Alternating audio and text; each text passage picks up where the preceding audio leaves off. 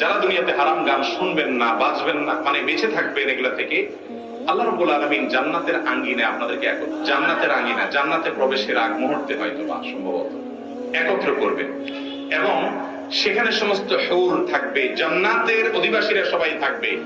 সেখানে হুরদের মাধ্যমে আল্লাহ রাব্বুল আলামিন একটা কনসার্টের আয়োজন করবেন জান্নাতীদের জন্য, একটা গানের আয়োজন করবেন।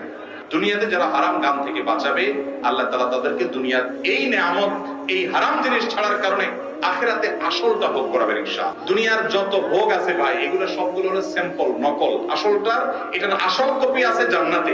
আসল কপি কোথায় আছে? দুনিয়াতে মানুষ যত রকমের ভোগ করে, তার সবগুলো নমুনা জান্নাতে আছে, মূলটা জান্নাতে আছে। দুনিয়াটা হলো স্যাম্পল দেখেই পাগল হয়ে গেছেন, হারামে লাভ দিয়ে গেছেন, আসলটা থেকে বঞ্চিত হবেন। আল্লাহ তাআলা আমাদের সবাইকে আসলটার জন্য অপেক্ষা করার মতো শক্তিশালী তাকওয়া ওয়ালা মানুষ হওয়ার তৌফিক দান।